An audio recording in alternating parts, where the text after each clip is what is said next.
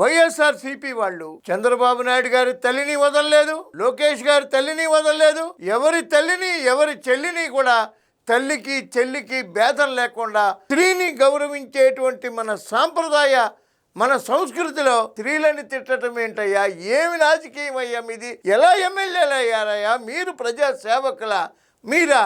ఇదే లోకేష్ గారు ఏమన్నారు? అసెంబ్లీలో శాసనమండలిలో ఏమన్నారు? జగన్మోహన్ రెడ్డి గారి తల్లిని చెల్లిని తిట్టిన వాడిని కూడా వదలను, వాళ్ళు కూడా నాకు తల్లి చెల్లితో సమానం అన్నారు. ఈయనకిను మీకు పోలిక, లోకేష్ గారికి మీకు పోలిక.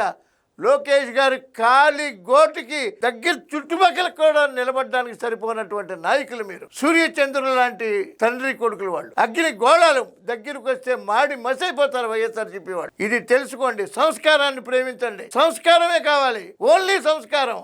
మీరు ఏం చేయండి, ఏం చేయకపోండి, ప్రజలకి సంస్కారాన్ని మాత్రం ఇవ్వటం అనేది మన సంస్కారం, మన సాంప్రదాయం, మన సంస్కృతి. దాన్ని కాపాడడానికి ప్రయత్నించండి. జగన్మోహన్ రెడ్డి గారు సంస్కారవంతమైనటువంటి నాయకుల్ని తయారు చేయండి, చంద్రబాబు నాయుడు గారి లాగా.